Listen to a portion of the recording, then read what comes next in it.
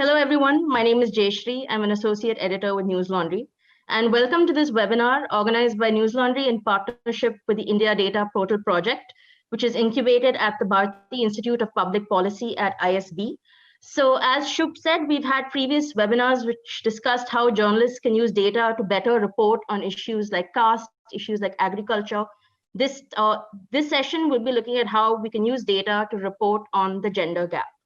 So just to give you a quick intro, historically, Indian women have been underrepresented across India in all spheres. When you're talking about economic spheres, in agriculture, in politics, when it comes to access to healthcare and resources.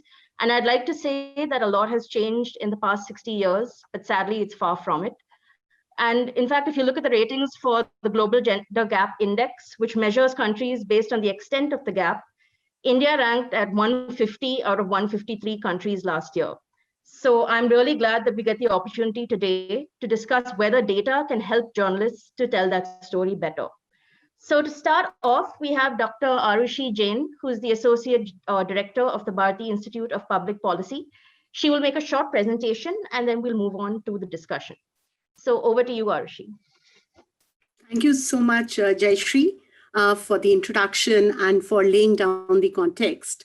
So my presentation today is basically on India Data Portal, and also how India Data Portal can help us in the question that we are discussing in this webinar today.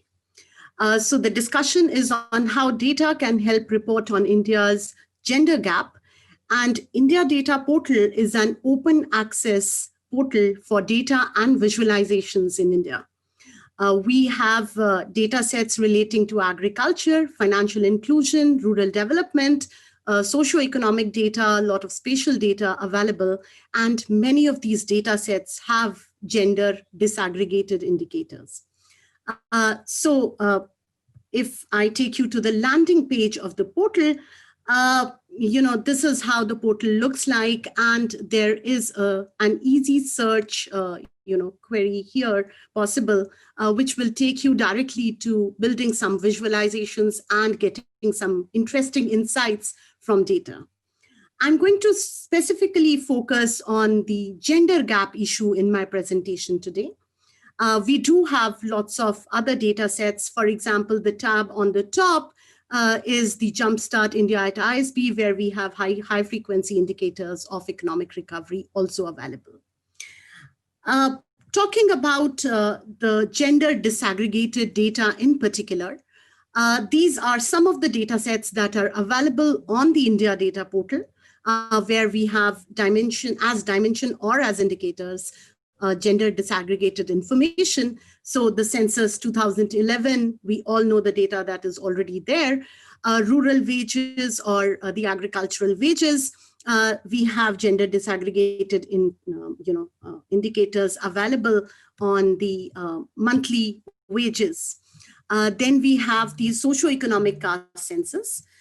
This is the data that was released recently in 2019, though the data was collected in 2011, and has a lot of indicators available on gender basis. The social consumption on education, this was the 75th NSS round, and this was in 2018. A lot of information available, like education status, gross attendance ratio, type of institutions, digital literacy aids, a lot of other information available, and all this information is gender disaggregated. The employment NSS round is basically the PLFS data that is annual, and the recent one was released in June 2020. The data is of 2019.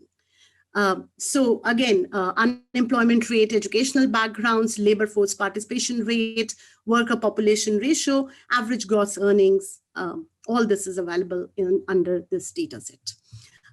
We have another NSS round that was the 73rd round, which is the unincorporated non-agricultural enterprises, excluding construction, and employment-related data available disaggregated by gender.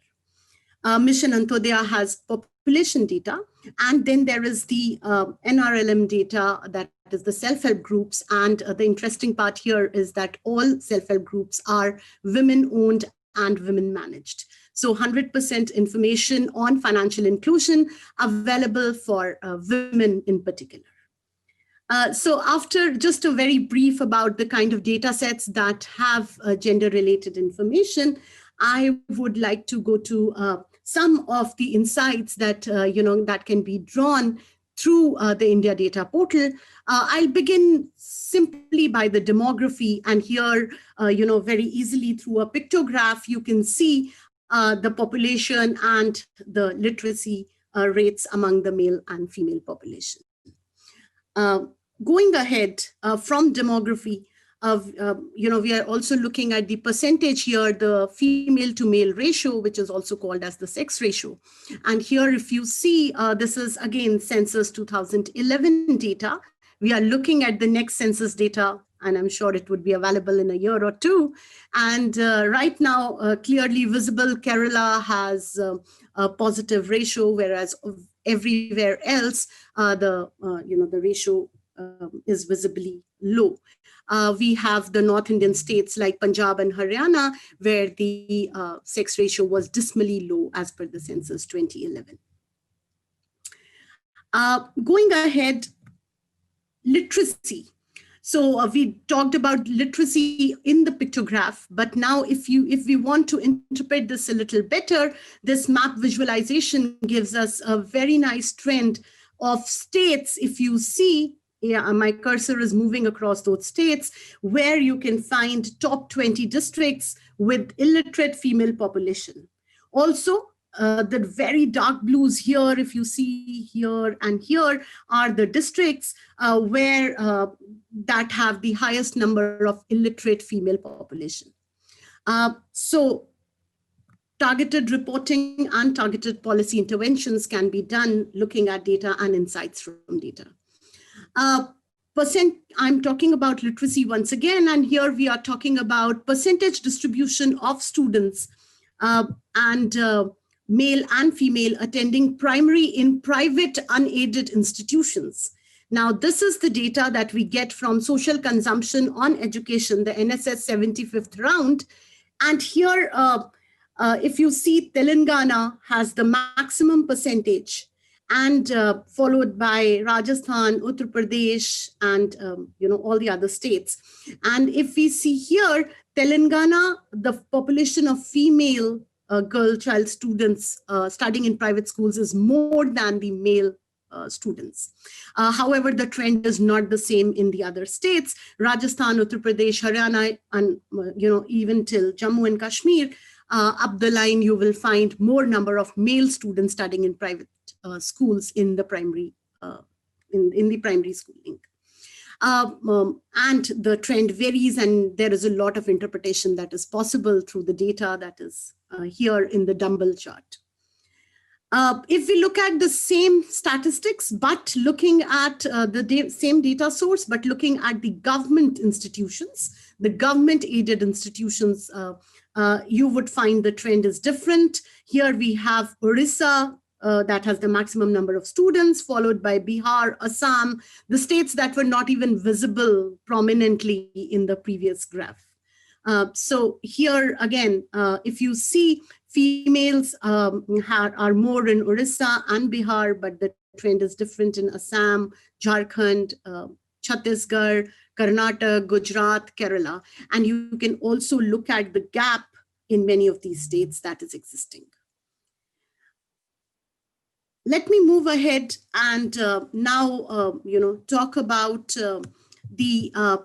sorry, I'll just go back. So annual spending of, in education, most of the households in India provide more importance to education for more male children. And this is evident by this,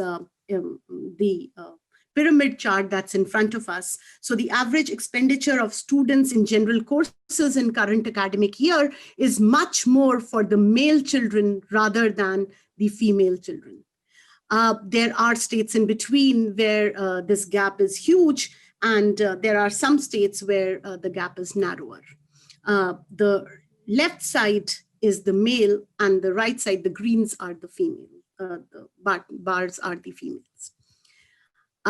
So these are the kind of gender gap assessments that can be done with data and easy visualizations on the India data portal. Move from education, let me now move to unemployment and also look at some of these trends that are there available on some other data sets. So the Periodic Labor Force Survey 2019 gives us this nice dumbbell chart where we can look at unemployment rate according to usual status for persons aged 15 and above, but these are not literate. One interesting insight here is that the male employment rate records are much higher compared to females. And that also is something that requires interpretation of data. Whether females are seeking employment or not, are females going in for disguised employment?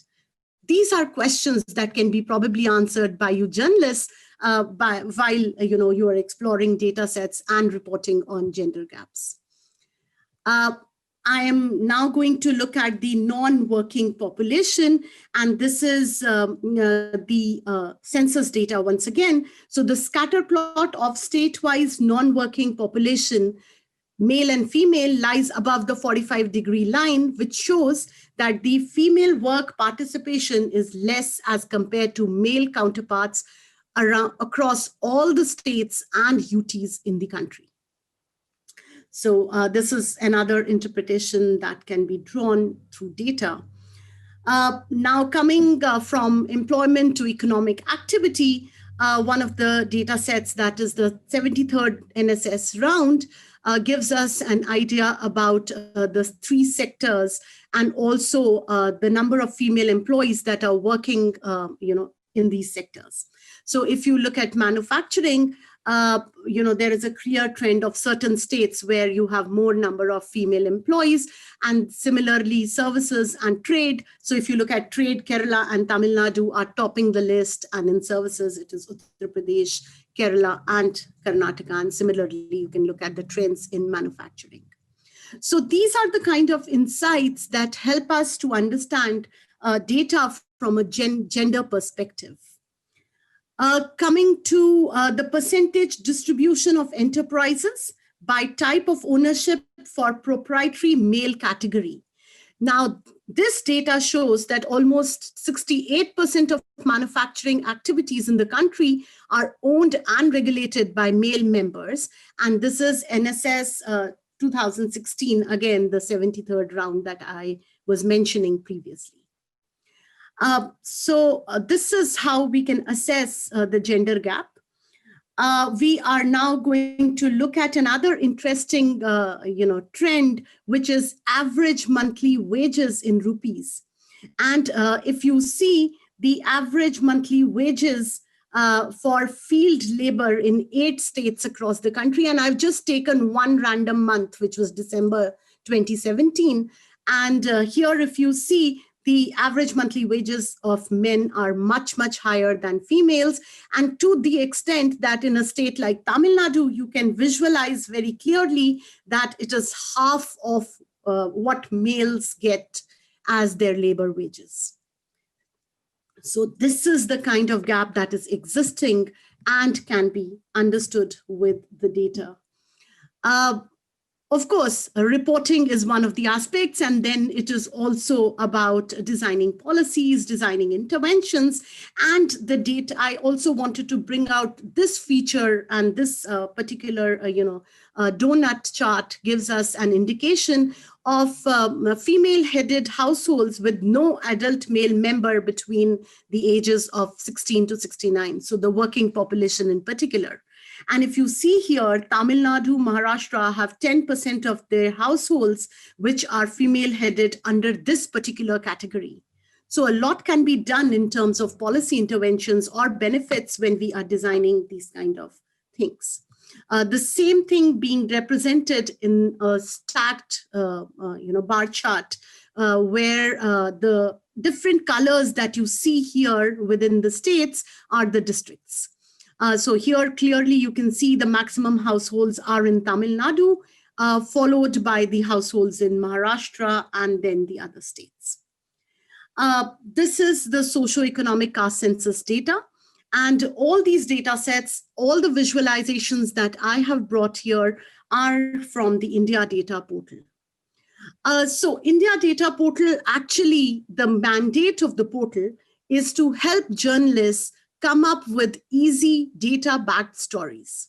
The portal provides us easy visualization options. We intend to work closely with journalists, also not just in English, but also in the vernacular mediums, because the portal is available in 6 languages. And we intend to work closely with these journalists. We are open to all ideas of collaboration with the journalists, provide them support, help them with research support or training support, and do visit us on the portal and do write to us. The email ID is mentioned here. We will be happy to take your inputs and suggestions. So over to Jayshree to take the panel discussion forward on the gender gaps and data. Thank you so much. Thank you so much, Arushi. I mean, I think I speak for a lot of people when I think this would be a really valuable resource, especially considering you said its availability will be in several languages as well. So let's head into the discussion. I'll just do a quick introduction of our panel. So first up, we have Japleen Pasricha, who is the founder and director of Feminism in India. We have Sonakshi Chaudhry, who is a trustee with the Women of the Elements Trust, which provides free legal aid to women and child victims of domestic violence. We've got Vignesh Radhakrishnan, who's a data journalist with The Hindu. And we have Dr. Anjal Prakash, who is the research director and adjunct associate professor at the Indian School of Business. So we were supposed to have another panelist who was Afrida Hussain from Inside NE, but unfortunately, due to personal reasons, she wasn't able to make it today. So just to jump into it straight away, I thought I'd start with you, Japleen. What do you think journalists should be doing with this data? I mean, I think every year you'll always get the numbers for female literacy rates. You'll talk about the sex ratio, and there's a tendency to report on it just in terms of statistics, right? Like you'll have a headline in a newspaper saying sex ratio fell in 10 states or whatever. But what more do you think journalists should be doing with this information? Hi, everyone. Thanks, Jayshree. So, I was just going through some readings about data gap during COVID. And I found this very interesting fact that in March and April, Dunzo, the delivery app, reported that the top products that people were ordering were pregnancy test kits and IPIL. And that really, shows you, because the pandemic has also given us an estimate that there will be a baby boom that there will be a baby boom now after the lockdown, and that women were unable to access safe contraception methods and safe abortion services. So I feel these are not, these are very important points, especially when we are coming to women's health and SRHR, which is also my area of expertise. So I just want to speak a little more on that. Now, imagine a situation where during the lockdown, it was a health crisis, but there were a lot of women who were, with their families. And we also know for a fact that there was an increase in domestic violence. Now, even though our law in our country does not criminalize marital rape, we also know for a fact that that happens. It's not, an imaginative crime. It's a reality. So there are women who are stuck up with their abusers, with their families, in their homes. They cannot go out. They do not have access to contraception. They do not have access to safe abortion services. And they are getting pregnant, and they are ordering pregnancy test kits. They are ordering IPILs. They could be or would have been raped by their family members or by their husbands. So this is a very, very grave and serious situation, and something that, as policymakers, as the state and medical professionals, we need to highlight. Now, when talking about what journalists can do here, I think the first thing would be to not just report it as data point, what you correctly said, but also analyze what this actually means. So if Dunzo has come out with a, statistic saying that one of the top 2-3 items that were ordered the most on their app in March and April were pregnancy test kits and eye pills.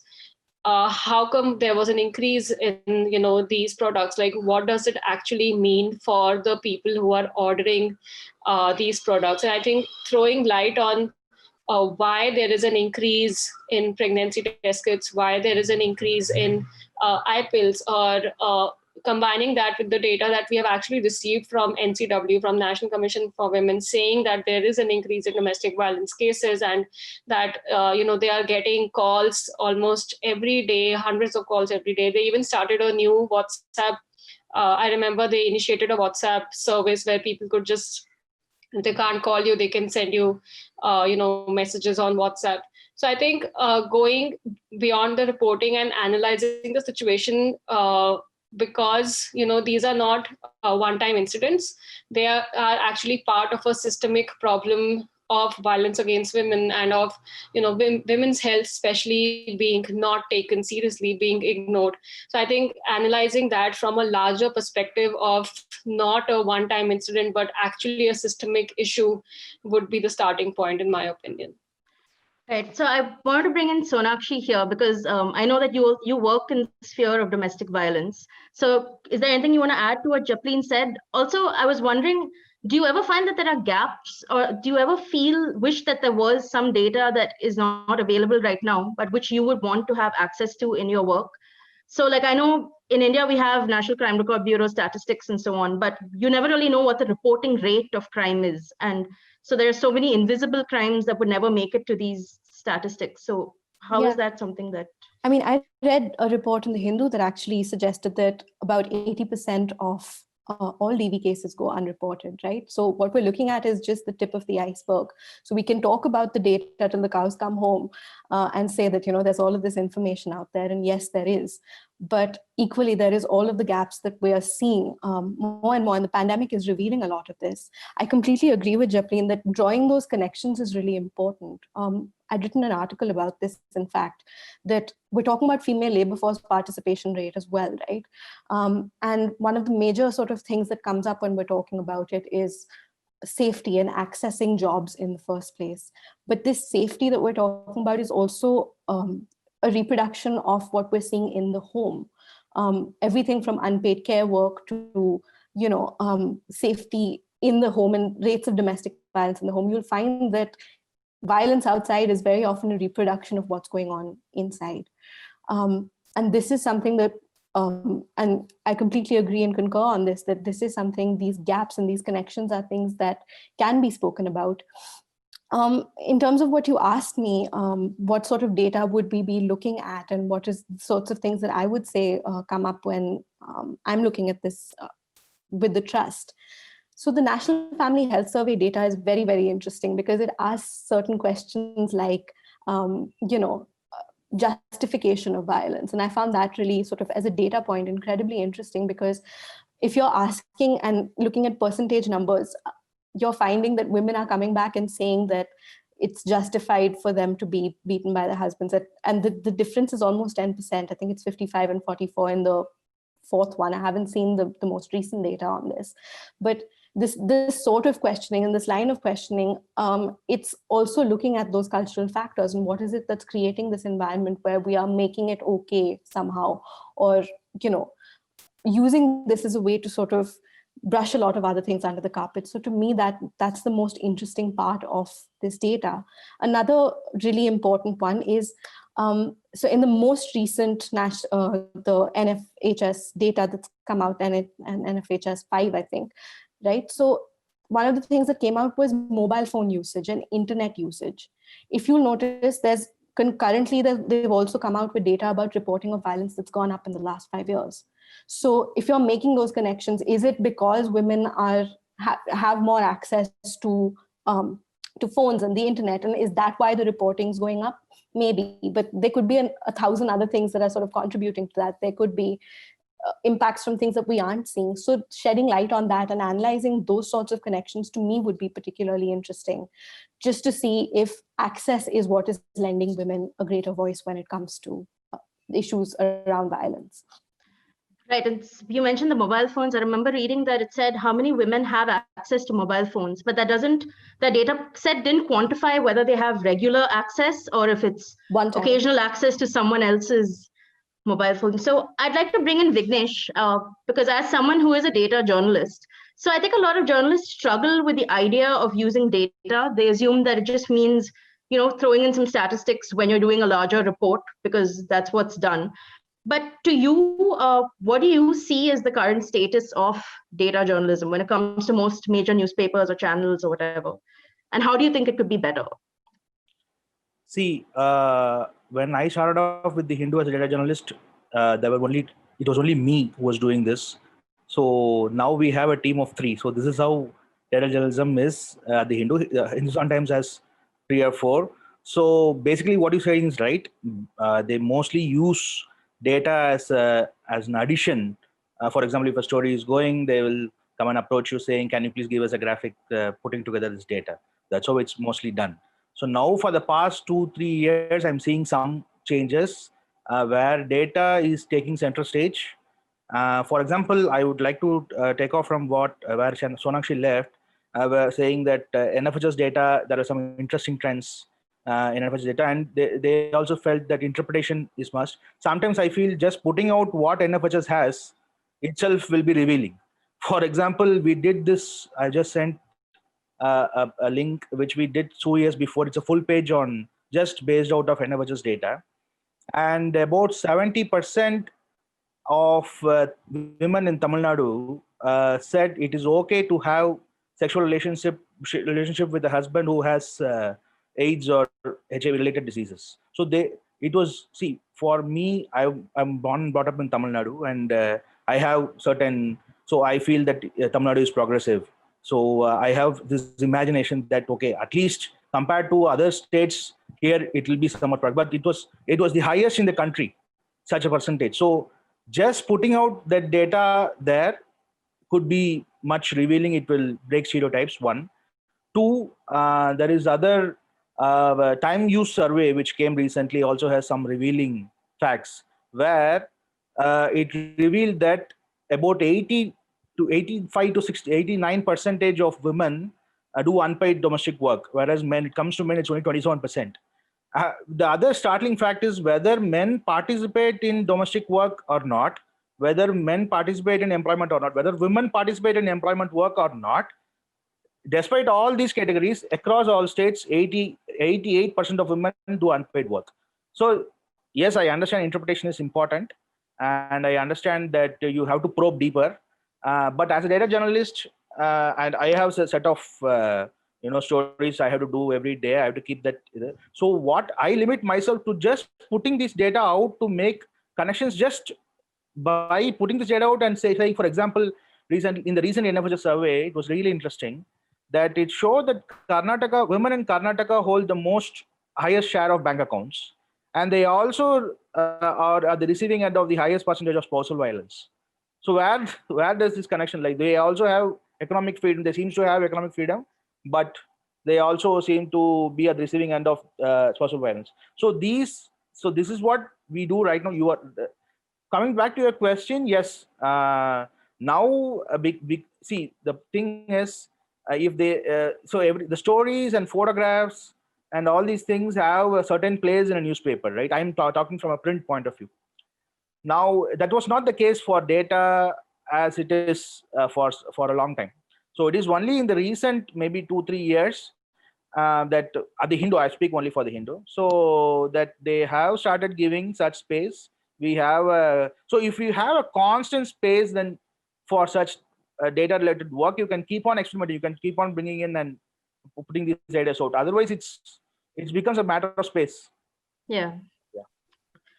So to move on to Anjal, because as someone who teaches gender and development, so what do you think are the major gaps in public available data? Like, for example, Vignesh said that when you're talking about women, so even if you say women are employed in household work predominantly in rural areas, what that data point doesn't explain is that this work often bleeds into agricultural work, but to remove it from that, to call it unskilled labor. So what do you see as the gaps in the data that is available right now? Yeah, Thanks so much, Jayshree. See, first of all, what I feel is that we are not collecting enough information because gender is something that you are able to decipher. You are able to, the data is able to show you how gender relations have changed, whether it has improved or has gone for a toss over a period of time. And if you see across the years, first of all, we were not collecting enough sex disaggregated data. So most of the government programs actually had no sex disaggregated data a couple of years before. Now only few with the advocacy of women's organizations and a lot of women's rights activists and people working in gender like us, we have been really working hard to get these data on board.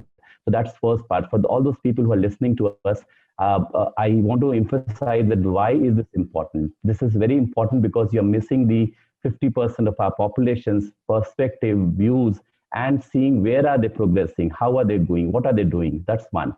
Then the second point is about the ownership of women's ownership of certain assets. And these ownerships are very important for us to know because over the period of time, if you want to know how gender relations have changed, you need to have this periodic data. So first of all, you need to collect those data which is sex disaggregated. Second, you have to monitor them across the period of time. Now, our history of the sex disaggregated data, and that too in a very few sectors that we are looking at it, is as old as about 1.5 decades to 2 decades. That's the thing that we have. So as gender professionals, we have been actually using proxy indicators to show how gender relations are skewed or what problems or how have been increased in those points. So the submission that I have is looking at two things. One is that we need to advocate more for sex disaggregated data. Wherever you're collecting the information, you must collect the sex disaggregated data so that people like the organization like India Data Portal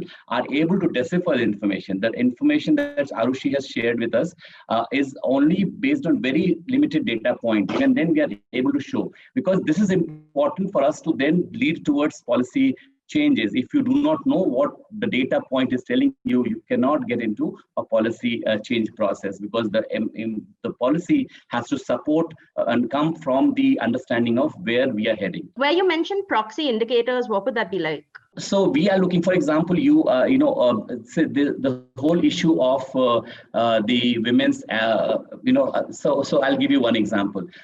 We are collecting information about women's land holding, for example, or women's participation in the labor force, right? So we are seeing that over the period of time, women's labor force, employment in women's employment has actually been decreasing, especially in the agriculture sector. But we are not collecting information about the time poverty that women. So where is this going in terms of, okay, you are freeing up women's labor, but where are they employed now? And most of the time, what we have seen from the other reports that we collect at a smaller scale, because the NGOs on academic institutions have very limited resources, what we find is that most of the time women's work actually is going into unpaid labor, which is household labor, and that is not economized in terms of, it's not, you don't give an economic value to that process. So this mismatch between what you collect and what you decipher, because you are trying to understand where is women's time going, and that is where we get stuck. And that's the problem, is that we have to use proxy indicators to fill up those gaps which is there in the data, whatever data you collect. Right. So, but I wonder, like, what do you do about these major gaps in data? And I'm asking this to the entire panel. I mean, this is something that journalists and activists can't really take on for themselves, right? Because it's a very intensive sort of exercise. So how do you see this solving itself later? Like, even when we're talking about making those connections between different sets of data, how would it happen? Like, who would do it? Japleen, if you want to. I don't think I have an answer to this. As you said, it's a very exhaustive exercise, and actually do want to acknowledge what Dr. Prakash said, how the women's movement and activists, and because I think I consider myself a feminist activist and also a media person, have contributed to women's data being counted. It's not still, we haven't reached that place, but there have been measures, and we can see that the post Nirbhaya scenario, when the the Justice Verma Committee actually invited women's groups and organizations to send their suggestions. And for example, this is something very common, but now I thankfully see a change. So whenever there's a conversation on war, conflict, or natural disasters, and people jump in to provide support, relief, etc., etc., we don't think of women like as a different group. So it's always like, okay, food, shelter, clothing, medicines. But what about, let's say, sanitary pads? Or women are more prone to UTIs. So hygienic and safe and clean toilets. That's also actually a very, very important requirement. And again, contraception pills, abortion pills, like all of these are requirements in a conflict and in a disaster situation also.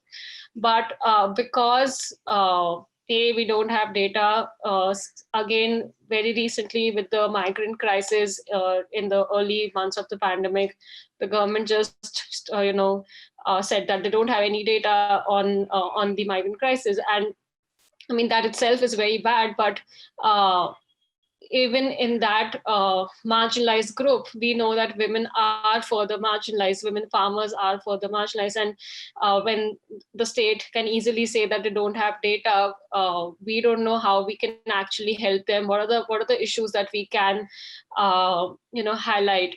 So sorry, I'm not answering your question. I'm just posting more questions because I don't know what's the answer to how we can have more data. But I think because this session is focused on journalists and media persons, I think that is the responsibility of journalists and media people, is to keep keep posing that question of why is there no data? Why is there no data when every year floods hit Kerala, Assam, and states near water bodies, or when we have a natural disaster or crisis?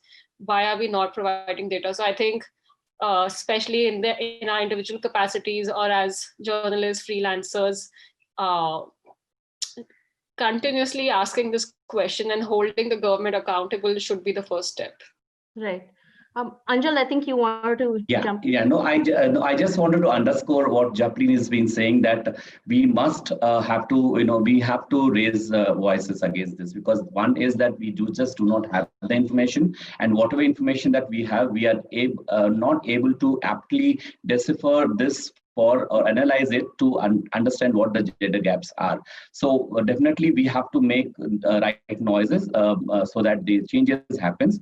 I'll give you one example, like this, the National Rural Livelihood Mission, right? That mission has collected, and after all the advocacy work with women's organization, they have started to collect some information which is sex disaggregated.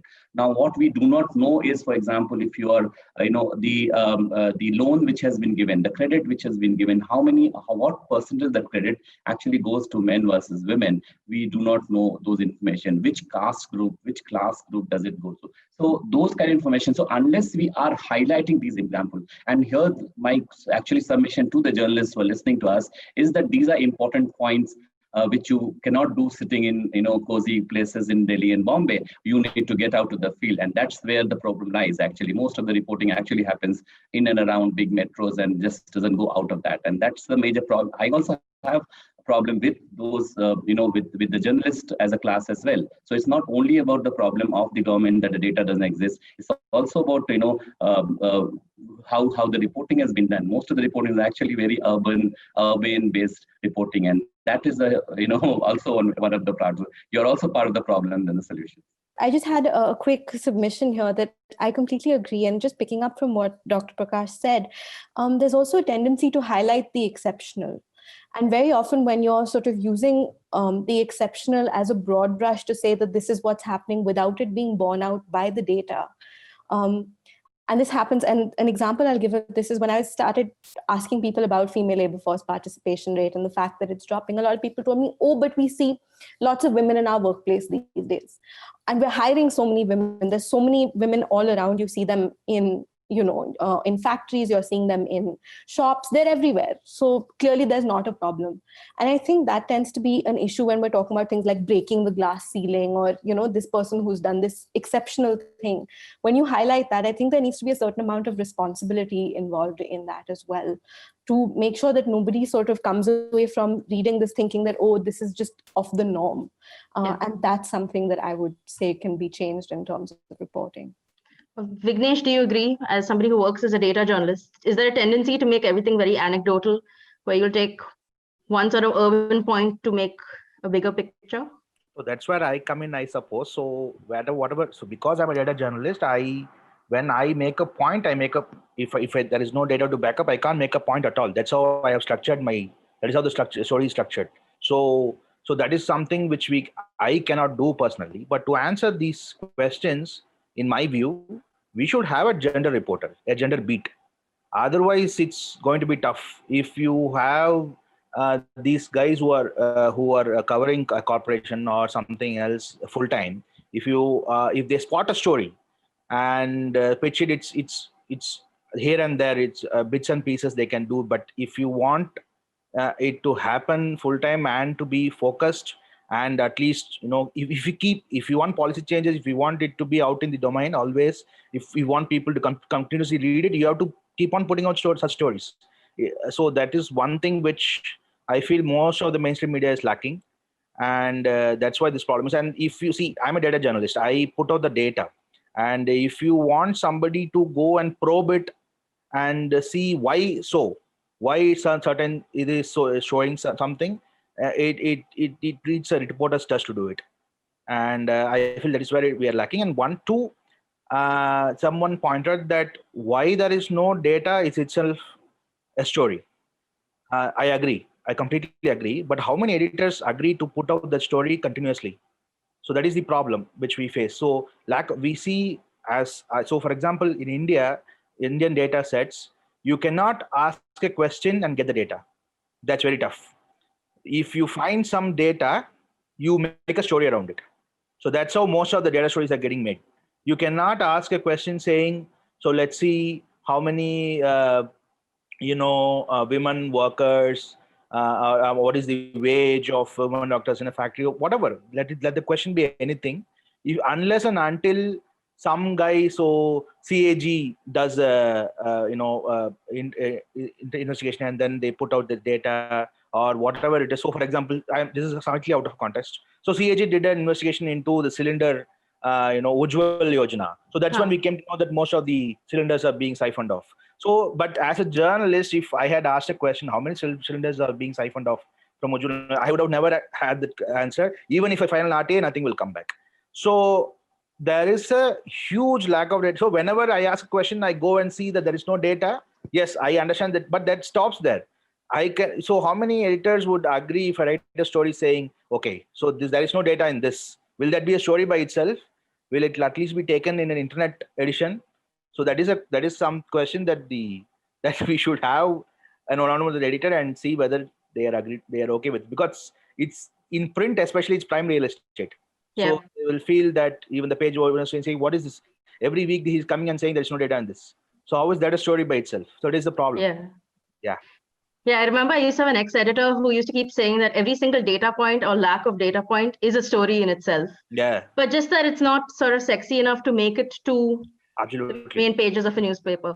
So I also have a question for the entire panel, which is the fact that since gender is something that we can't ever look at in isolation, right? Because it intersects so much with class, with caste, and with so many other issues. So when we're talking about even data available on gender, how do you manage to make sure that this reflects in media reporting? Do you think, okay, to start off, do you think it reflects in media reporting, the fact that gender is an intersectional sort of issue?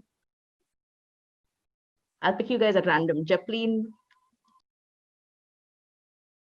That's not random. You pick me first, always. Okay, so see, I'll be very biased if when I answer that question, because my platform is literally called Feminism in India. So we only do gender reporting and nothing beyond that. But, as a platform, we have also realized that gender, and I just want to, take it forward from what Vignesh said, to have a gender beat. Now, gender in itself is not, one category. And I think that's where the problem comes when we are talking about gender, but then is it inclusive? So as you correctly said, gender is a broad term. And then also, first of all, gender does not mean women. I think that's also very important to identify and acknowledge that gender does not mean women. Gender means to look it from a gendered lens. So you can also talk about men, you can talk about women, and you can talk about all the people who do not identify between the men, women, binary, trans people, non-binary people, etc., right? So the gender definition itself is broad. And then when we are talking about gender, we have to look at caste and class. We have to look at disability. Like, one very simple example would be we know from NCRB data and that access to proper lighting on roads is one of the it would ensure safer streets for women, right? Or access to let's say proper footpaths with lighting and not dark footpaths. Now here this data is working as one for for one kind of women, if I were to call it like that. So now when we, let's say, talk about women with disabilities, women who use a wheelchair, or women who are blind and use a walking stick or whatever, how is that data helping? Like now when we actually come down to the street, we see that so many of these footpaths and pathways, they're so high that you cannot even step on them. Forget about women with disabilities. Sometimes children can't go on them, or old people can't step on them, because the way that they have been created, the way they have been constructed, is really bad design. So when the NCRB data tells us that having brighter streets and more street lights would reduce or would help in curbing, would help in women's safety. What women are we talking about? Like, which kind of women are we talking about here? Right. Or another example would be, so we know that the Delhi Metro has a women's compartment, which I think was announced by Sheila Dikshit when she was the chief minister back in 2010. And that was again, a step was taken to ensure women's safety while traveling in the Delhi Metro, because so many women reported that, they were being harassed by men in the Delhi Metro. And that this step was taken. Now, the metro in itself we know that it's, you can call it transport of medium luxury. Not everybody can actually afford traveling in the metro. So again, the caste class question comes here. So which women, data of what kind of women with respect to class are traveling in the metro, and then for which women this whatever initiative has actually made sense. Have it also made sense for trans women or trans people or non-binary people who do not look like women, on the from the visual physical appearance. So I think these are sorry, I just have questions and no answers for you. I think that's the best kind of webinar. So. These are important questions to ask when we use data points to come up with initiatives, state initiatives or private whatever, on how are we defining the word gender or gender data points. Right. Sonakshi, do you have anything to add on how we frame gender when we're reporting? Yeah, I think so. I rely on places like Feminism in India, Swaddle, India Spend. They're all doing a bunch of interesting pieces around gender and looking at it from a much wider lens than is traditionally sort of. And even now, like, we've fallen into the trap because that's the data that we have. So we're talking about it in a binary, but it's absolutely not, right? So that's one thing. And then there's the question of the data points themselves. And this is not something that we've brought up right now, but there is something such as enumerator bias. And people who are going to go collect the data are also going to be sort of reverting to these binaries unless, that's something that's been specifically elucidated. You're still a part of that same society that is still thinking in terms of those binaries, regardless of whatever progressive judgments have come into play. So how are we thinking about this for the next few years, and what does that mean for even data collection? Because now that this has been articulated in the legal sense, what we're going to do ahead, whether it's in terms of policy or in terms of reporting, is going to depend on precisely this sort of data point. So for us to, exactly like Japleen said, just think about the definition of, or even consider what it means, gender in and of itself, that's going to have to be reflected in the data collection. And I know that the census asks about trans persons, or I'm not sure. I think Dr. Prakash should have a better idea of this, but I do know that there is just the one, and now that we're looking at a whole spectrum, what does that mean for data collection? And that's a really important question, I think, that needs to be answered. If I could just quickly get points from Vignesh and Anjal about this on the reliability of our data. I mean, when we use it for stories, but like Sonakshi said, there is enumerator bias. So to what extent does the data actually reflect what is true? See, I wonder about this every time I do a data story. This is true for any data set which we take, and especially data sets like NCRB. It's the Alignment ran a piece that they are using census data from 2001 for a long time. See, that is one. Second thing is when there are some questions, sensitive questions in the NFHS where the guy who is asking the question, the question is like this: did your husband beat you? Now, see, if this is being asked in a context so let's imagine a single room house where the husband is somewhere around. I don't know when these questions are getting asked. That's also important. So if a woman is asking these questions to another woman, the approach will be somewhat different. If a man is asking this question to a woman, the approach will be somewhat different. So I feel whether they are taking these things into account, I have never seen any stress being put on I don't know. Maybe it is there. Maybe they have been told, because definitely they would have researched about it. I feel if women are part of the team, or at least the ones who head the field visits, saying when they are asking certain specific questions, what is the environment in which it should be asked? If those kind of things are being fed into the guidelines, the reliability of the surveys will be much better. Otherwise, it's going to see for the same thing which you find in the reporting bias. For example, there was this report some years back that most sick Kerala has the most sick people. It's not so. It's just that they visit doctors more often. So that is the problem.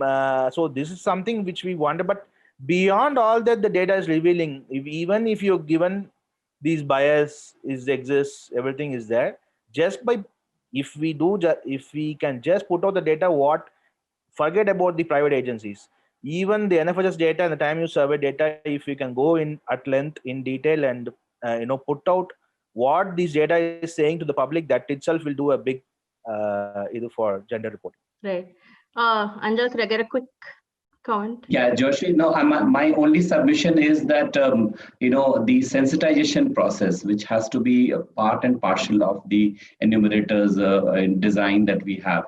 I know that when I do gender research, I have to spend a lot of time, even with, one is that you have different sets of male and female enumerators. So they go out in the field and they have different sets of orientations that, that when they talk to women respondents, they have a different approach to the whole process. So that is a rigorous approach that we bring in our research, but there's a limited amount and time that we have. In the large data like census and all that, I would actually call for a much rigorous gender and equity sensitive approach to whole process. And that will be my submission, a very quick one. Okay.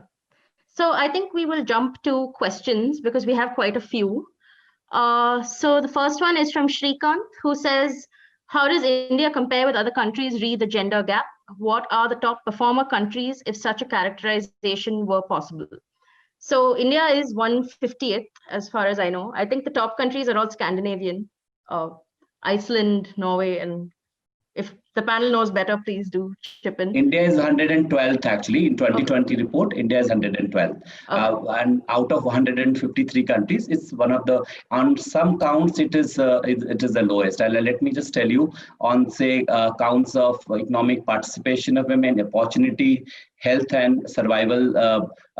These are the sub indices of the index. India is one of the top, the lowest 5 actually speaking. So you can imagine what some of the countries are. And for the panel and information for people listening to us, some of the neighboring countries are doing much better than us.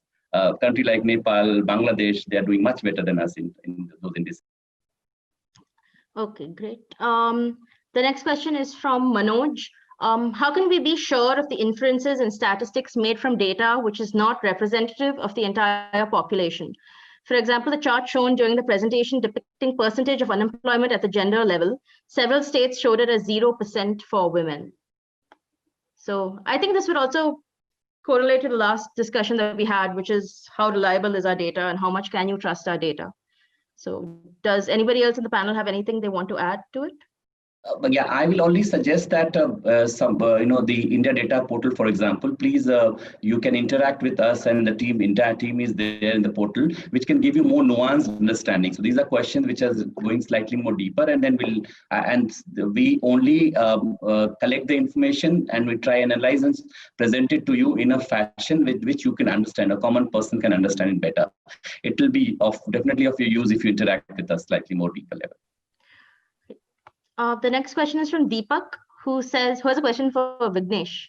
As a data journalist, do you do hypothesis testing from sample data to make predictions for the population? No. See, I don't even use non-government data most of the times. I use government data to show how things are run in the country. I don't do hypotheses. I don't do projections. I don't even report on projections in elections where they say this many seats they will win. So we avoid such things. And I don't know what in my view, it is my opinion. The first thing for a data journalist is to put out the data in a way that a common man can understand what is going on. So that is we just barely scratch the surface. So first we do that. And if there is something to be probed, for example, I'll give an example. So recently we found the data saying that in Tamil Nadu, recently there was this huge hoopla about Northeast migrants coming and flooding and taking all the jobs. Okay. So we went and saw the census. Actually, Northeast migrants the number is nothing. It's next to nothing. There are some 11,000 people from Northeast in Chennai, in entire Tamil Nadu. So what are they talking about? So when such a thing needs some additional reporting around it, saying why politics is being made of such minuscule things, then we go and ask experts why so, and do you believe this data and all those things in jungle. But we don't project or hypothesize. We don't do anything of the sort. I mean, I don't do. Thanks, Vignesh. So the next question is from Mamta. This is for the entire panel. The monetizing of unpaid work, is it really possible in India? The alternatives seem very bleak. Does anyone on the panel want to take it? Monetizing unpaid work. Let me just chip in here. Definitely, there are methodologies which can actually monetize unpaid work, and there is a lot available. It's just that we need a little more sensitivity. That why do we need this kind of information? And that's pretty much on the card, that we would need this information to understand where is the time going for women versus men, and what are the policy initiatives that are needed for us to make the right interventions there. Right. Japleen? Yeah. So to answer this question, I just want to go back to the first question that was asked, and the answer to that the top performing countries are the Scandinavian countries and North European countries. Now, this may not be the entirely the solution, but one of the things that they have, which they are very good with, is childcare. And a longer and much secure maternity leave. Now, that's something that we in India do not have. We very recently had the maternity leave extended to 6 months, just a couple of years back by our, last minister Maneka Gandhi, and we do not have state, sponsored and state, like basically childcare taken care by the state. And that's actually where most of the unpaid care work, goes into. A lot of women, and there is huge data on this, leave their jobs, after their pregnancy because they cannot go back to work because there is nobody else to take care of the child. And this is in a country like India where we actually live in joint families, and unlike the Western world where joint family concept is not really common. So even though we have that kind of social and cultural setup, we still have a large number of women who do not join the workforce back, and there are various reasons to it. A lot of them are also related to stigma and taboo of a lot of families do not want their daughter-in-laws or whatever to go back to work. But a lot of it also is because they do not have childcare support. And that's where the state needs to come in. The state needs to have, and also I know that in the Maternity Act, it is mandated for companies with a specific size, I think 50 or 100 above, to have a creche facility. But I also feel it's a little unrealistic. And also, as we have seen with POSH Act and now also with the Maternity Act, it's great to have them on paper, but actually nothing really happens. So even though POSH Act is mandatory, there are, like not everybody actually has an ICC community. So just the government making these acts and laws and saying, okay, this is the company's responsibility where the woman works and not really our responsibility doesn't work. And there's also no strict implementation of this. So even if, let's say, a company has the capacity to create a creche, they would not, because there are no fines. There's no basically repercussions, and that's where the problem lies. And the state has completely said that we're not going to take responsibility. And if you compare this to the Scandinavian countries who are always performing best, Iceland has the best gender equality, etc., you would see that childcare there is taken very seriously. There is a huge investment in childcare, huge investment in primary schooling, which we don't have. And that's where like a majority of women's care work goes into. So if we really want to monetize care work, we need to invest in childcare and support. Yeah, I think most of us here would have worked at a big company at some point of our lives. And I'm pretty sure none of us have ever seen a creche or childcare facilities at the company that we work for. So yeah, Sonakshi? I was actually going to say that under data from the National Creche Scheme, so the number of creches has reduced quite dramatically from 23,000, I think 4 or 5 years ago, to about 6,000 and some now.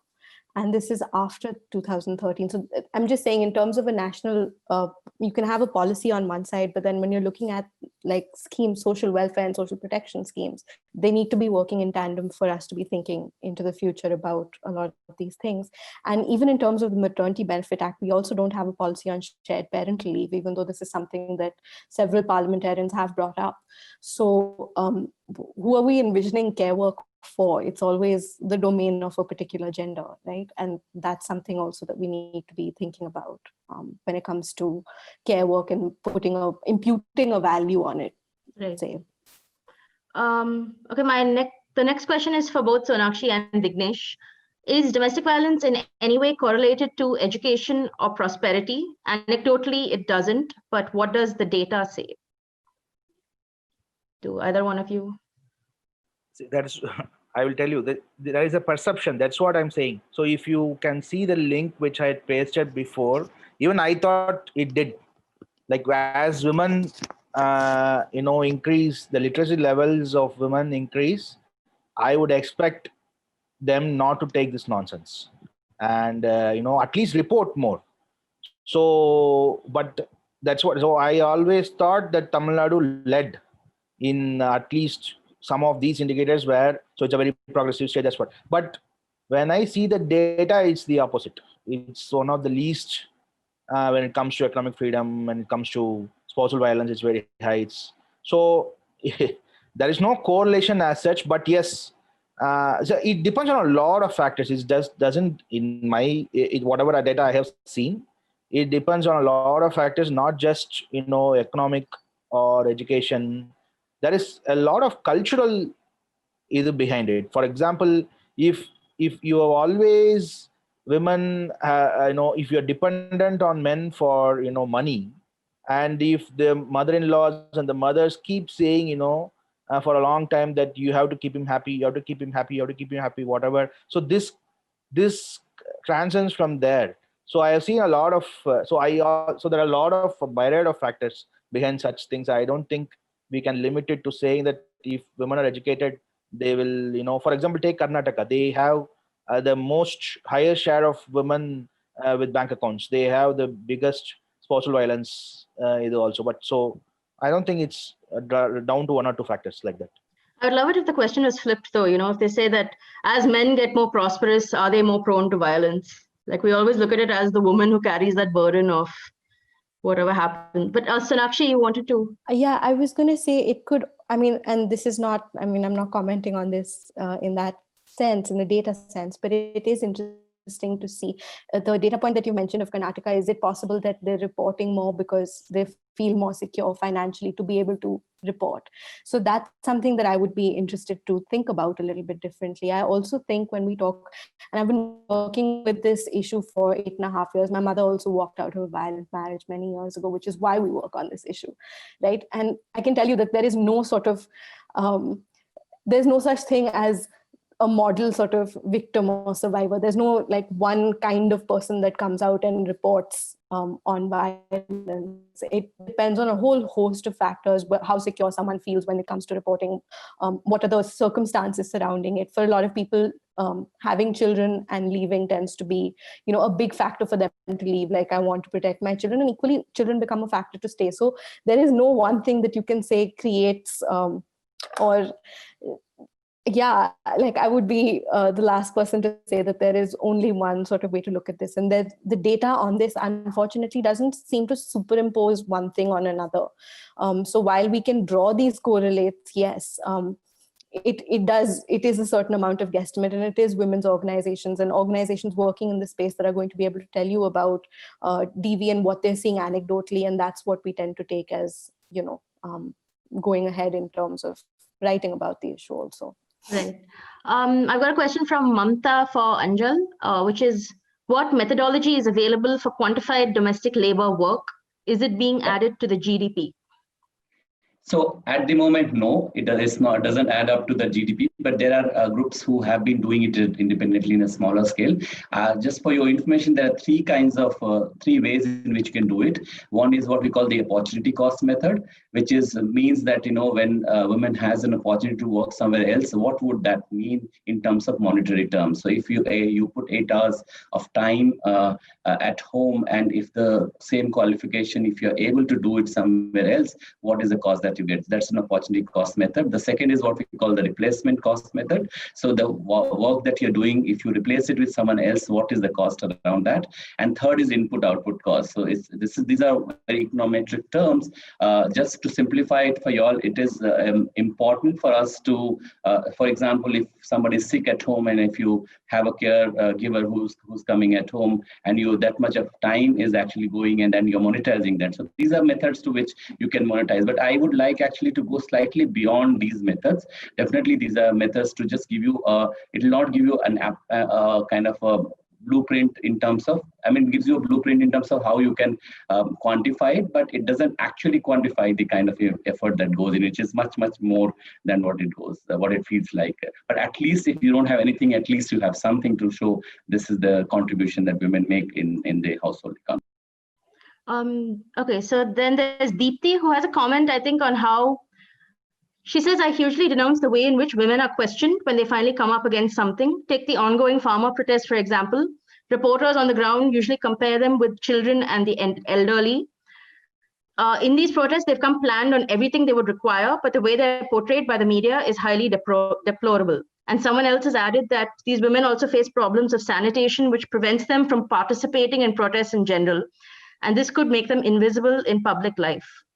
Anybody on the panel want to add in on that? Yeah, Yeah, so completely agree to what the participant has said about women farmers, especially in this protest, and in general, women protesters, when it's not a stereotypical women's issue. So women are always seen as a special category. And I also, as I mentioned earlier, when we have situations of conflict, war, disaster, floods, we never think of women's sanitation needs. I actually went to the farmers' protest very recently and donated a bunch of sanitary pads because I knew that is one of those items that people don't think about. Everybody would like blankets, it's cold in Delhi, food, medicines, etc. But nobody thinks about sanitary pads for women. And this has been reported multiple times especially during Assam and Kerala floods, that women need sanitary pads. There's actually a campaign called Dignity in Floods, which is run by a gender rights activist from Assam, which literally talks about this, that when governments and all relief organizations and people, whenever they are doing relief work during natural disasters, to think of women and provide those products that they need. So I completely agree with the point that has been made by the participant. Great. So we've got a question from Neha for all panelists, who says, big corporates and even political parties use data and invest in data research extensively for their respective benefits. Is it possible that data can bring a revolution to social sectors as well? If yes, why is the pace slower for data-driven change in social sectors? Is its investment lower than what is being done by corporates and political parties? Definitely, it is a resource-intensive work. So, if any type of data that you collect, each data costs you. So that is the whole issue. Is that one is that we rely on the government data. So there are two aspects. One is that the reliability aspect. So when you see that the government data, that is something that you quote, and then you think that that's more reliable, and that's what, like for example, NFHS data. That is the data that we always rely on, and it is always sometimes counters the other data that government programs give you, and then something that independent academics use quite a lot. But somehow this time also the fifth round actually got quite delayed, and we were all waiting for the data to come. So just coming to the point here is that any kind of information that you want to decipher or you want to bring in, collect, analyze, and make sense of it, it costs a lot. And that's why these things are very, very costly affair. My suggestion actually is to definitely use the available information. And then again, I'll direct you, all those people, to our portal, the India Data Portal, because there, without any cost, you can actually access a lot of information which can come to you in capsule, and you can pose these questions, and then some of the answers can come from the data, available data. And definitely there's a need for doing more. Thank you, Anjal. So we'll take one last question. I'm so sorry to those whose questions we haven't answered yet, but we are running a little short on time. So the last question is from Mamta, who says, hi all, is it possible to derive the unpaid farming related work done by women folk in farms owned by their men folk, and vice versa? Anybody on the panel want to jump in? I don't want to monopolize, but seems like questions are close to my chest. Can I answer? Sure. Yep. Yeah. So this is, this has been a long debate, Mamta, in the agriculture, especially the agrarian, the people who are working in the agriculture sector, and that is because of the lack of information that you have. And my own whole PhD is actually focused on looking at gender-specific information about groundwater irrigation in Gujarat. And I lived in a village for 1.5 years just to understand how gender differentials actually work on ground. The agriculture census actually, again, collects some of the information, but it doesn't quantify most of them. So that's the level of the work which is required for journalists, for researchers, serious researchers to work on these areas. And something that I would actually encourage, if you're a young journalist and if you're somewhere working and want to work and make change, please work on this area, and I'll be happy to support you. Great. Thank you so much, Anjal. And with that, I think we will wrap up this webinar. So thank you, Sonakshi, Japleen, Anjal, and Vignesh. I'm sure you guys lead very busy lives, so I'm really grateful that you guys took off so much time for this. And thank you also to our audience for being super participative and asking questions. So yeah, thanks very much.